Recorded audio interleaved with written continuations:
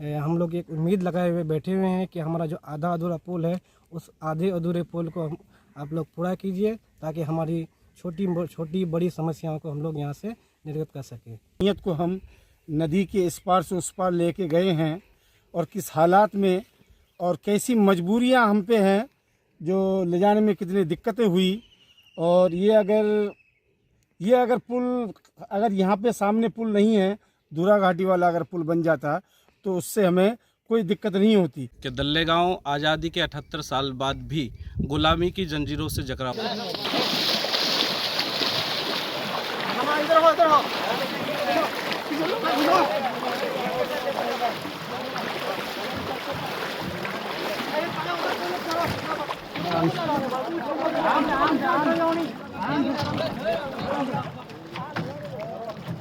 इधर पीछे भी धान पर पीछे भी दोनों हाथ तक नहीं बिचत को दो कि दल्ले गांव आज़ादी के 78 साल बाद भी गुलामी की जंजीरों से जकड़ा हुआ है। आज मेरे चाचा आली जनाब जमील अख्तर साहब इस दारे फ़ानी से रुखसत फरमा गए, लेकिन वो आखिरी मंजिल तक पहुंचने के लिए भी हमें एक जिहाद करना पड़ा, एक जद्दोजहद करना पड़ा।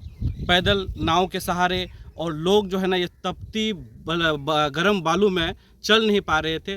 वो तमाम सफ़रों को तय करने के बाद हम लोग जो है कब्रिस्तान तक पहुँचे। हमारी समस्या जो है ये आधे अधूरे पुल है।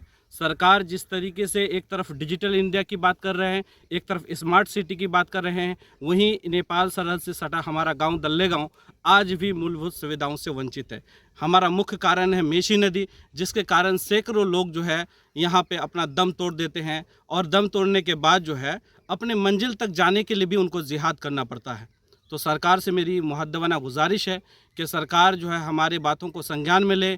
कम से कम मरते हुए जीते हुए लोगों को तो सुविधा नहीं मिल पा रहा है, कम से कम जो इस दुनिया से जा रहे हैं जो है सही से दफना सके, उसके लिए सरकार व्यवस्था करे, और जो आधे अधूरे पुल है उसको पूरा करे। सरकार से हम यही मांग करते हैं, यही उम्मीद करते हैं।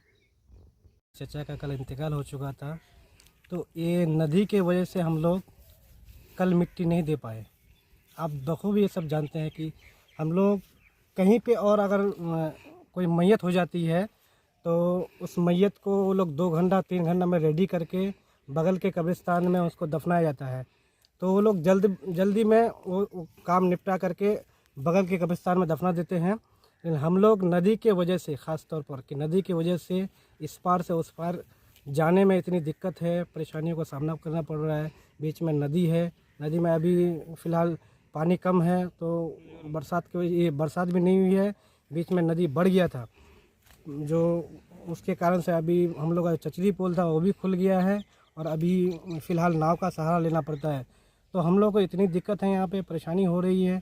तो आप लोगों से ये इल्तिजा है, हम लोग एक उम्मीद लगाए हुए बैठे हुए हैं कि हमारा जो आधा अधूरा पुल है उस आधे अधूरे पुल को आप लोग पूरा कीजिए ताकि हमारी छोटी बड़ी समस्याओं को हम लोग यहाँ से निर्गत कर सकें। तो पता है कि मेरे चाचा का इंतकाल हुआ है आज, और जिस तरीके से हम लोग, और बखूबी पता है जिस तरीके से मैयत को हम नदी के इस पार से उस पार लेके गए हैं, और किस हालात में और कैसी मजबूरियां हम पे हैं, जो ले जाने में कितनी दिक्कतें हुई।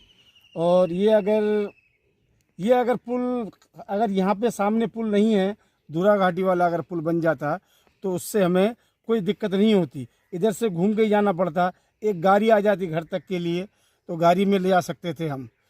तो ख़ास करके आप लोगों से मेरी ये गुजारिश है कि ख़ास करके अगर कुछ नहीं तो हम कुछ नहीं चाहते आप लोगों से कि पुल का निर्माण किए हैं तो पुल आधा बना के छोड़ दिए हैं। हम लोग यही चाहते हैं कि पुल जल्द से जल्द हमारा बनना चाहे, क्योंकि हमें बहुत दिक्कत है इस तपिश में, इस तड़पती हुई धूप में लोग कैसे इस पार से उस पार गए हैं, आने में कितनी दिक्कतें हुई है और जाने में कितनी दिक्कत हुई है। जो बड़े बुजुर्ग लोग हैं वो जा नहीं पाए, जो सही से चल नहीं पा रहे हैं उन लोगों को भी दिक्कत है। और जवान आदमी, अगर कोई उसका बड़ा भाई उम्र दराज है, अगर नज़दीक होती, गाड़ी का सुविधा होता तो वो आराम से जा सकते थे, पर नहीं जा पाए। क्यों नहीं जा पाए? इस नदी के कारण। इस